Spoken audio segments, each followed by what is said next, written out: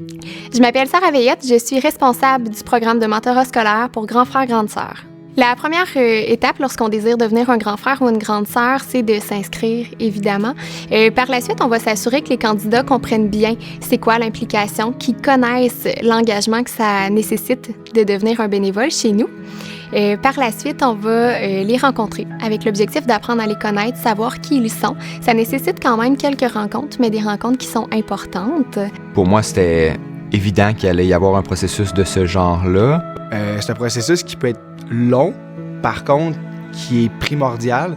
Chacune des étapes du processus s'est bien déroulée. Je comprenais le pourquoi de chacune. C'est un processus qui s'échelonne quand même sur plusieurs mois, presque.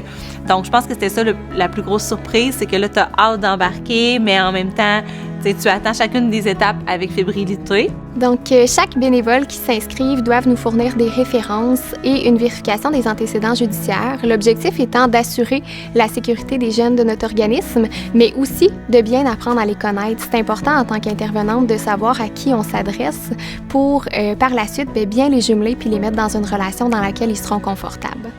Évidemment, on ne veut pas laisser n'importe qui rencontrer n'importe qui. Donc, ils sont nécessaires, ces rencontres-là. Tous les bénévoles de l'organisme vont recevoir une formation en préparation à leur futur jumelage, sachant que c'est pas une relation qu'on a l'habitude de vivre en tant qu'individu. On veut vraiment les outiller pour la suite, s'assurer qu'ils ont tout le bagage nécessaire pour établir cette relation-là et qu'elle soit positive.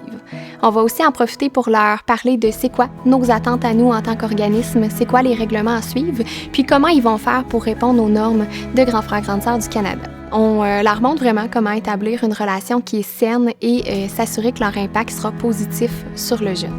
Suite à la formation, les bénévoles vont recevoir des profils de jeunes. Il s'agit en fait d'une feuille recto-verso qui comprend quelques informations sur l'enfant, l'objectif étant de leur permettre de faire un choix. Chacun de leur côté, ils vont nous avoir mentionné leur attente face à leur prochaine relation. Nous, en tant qu'organisme, évidemment, on va déjà avoir fait une sélection en fonction de quels sont les besoins de l'enfant, quelles sont les attentes du bénévole, mais l'objectif, c'est de leur laisser un certain pouvoir dans ce processus-là.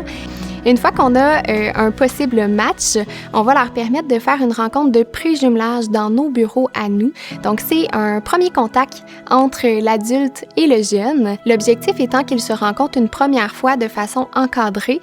Ça l'assure que tout le monde soit confortable. On peut, nous, en tant qu'organisme, assurer une certaine sécurité lors de cette rencontre-là. On leur fournit une petite activité, une petite boîte de questions brise-glace.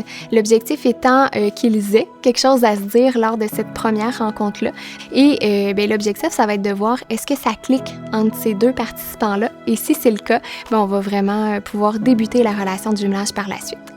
Le processus de sélection des bénévoles peut sembler long et rigoureux, mais c'est vraiment un processus qui est nécessaire à la réussite de nos jumelages. On veut s'assurer que les attentes de chacun seront répondues, qu'on connaît bien les gens avec lesquels on travaille et ça nous permet vraiment de faire des jumelages qui durent sur du long terme. Sachant qu'on prépare bien les gens, ils savent à quoi s'attendre. Nous, en tant qu'organisme, on sait à qui on s'adresse, donc ça nous permet de faire des jumelages qui fonctionnent bien, qui seront beaucoup plus simples et qui, sur du long terme, ont beaucoup plus de chances de bien fonctionner.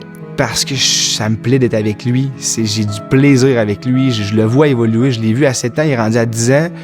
Je trouve ça le fun. Dans 2 ans, ça va faire 5 ans qu'on va être en jumelage. Je suis jumelé avec Alex depuis 3 ans. Ça fait combien de temps? 5 ans. Okay.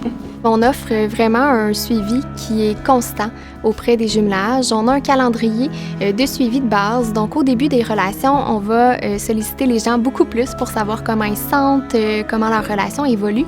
Plus la relation est établie, plus nos suivis sont espacés. Mais l'objectif, c'est quand même de toujours rester disponible pour la clientèle. Donc, au-delà des suivis qui sont obligatoires, on va rester disponible pour eux avec l'objectif de leur offrir du support, peu importe quels sont les défis qu'ils vont vivre.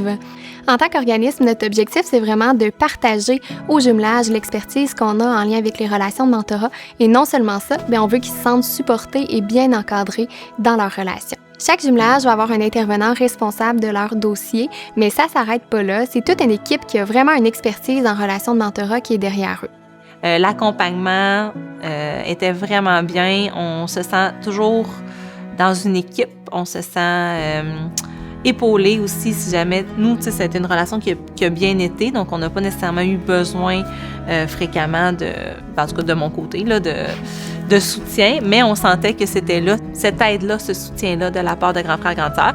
On dit souvent que dans les relations de jumelage, il y a 3 participants, soit le bénévole, le jeune et son parent, mais on peut vraiment s'inclure comme étant le 4e membre du jumelage parce qu'on fait vraiment partie de leur relation. On est là en support pour eux.